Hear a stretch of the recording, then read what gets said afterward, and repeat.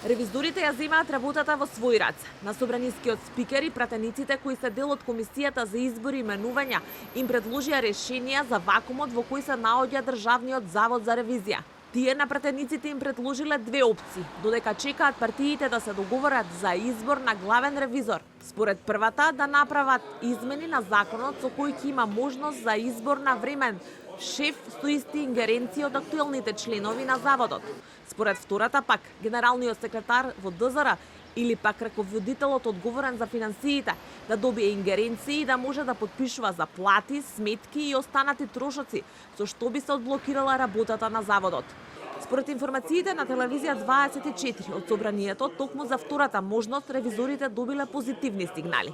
Председателот на матичната комисија пак Илија Димовски вели дека на ревизорите им порачал дека седмицата за избор на директор ќе биде закажана кога ќе има мнозинство за избор. На членовите на Државниот завод за ревизија им кажав дека во оној момент кога една партија ќе ме извести дека има мнозинство за избор на еден кандидат од пријавените, ќе ја закажам комисијата. Во спротивно, доколку има комисија, нема мнозинство, ќе паднат во вода и останатите пријавени кандидати.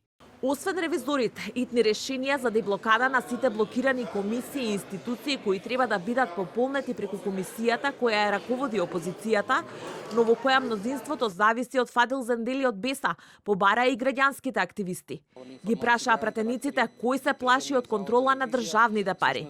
Им испратија и писмо во кое бараат собранието итно и неодложно, а најдоцна до распуштањето на актуелниот собраниски состав да ги пополни испразнетите места. Непополнетоста на раководството во Агенцијата за право на информација и јавен карактер и Државниот завод за ревизија всушност е на директна штета на граѓаните и на институциите, а истовремено и ризик во борбата против корупција. Телевизија 24 се обиде да добие официјални информации и коментар од Државниот завод за ревизија, но таму вела дека се што имаат да кажат за предлозите и состаноците ќе информираат на утрешната пресконференција насловена како СОС.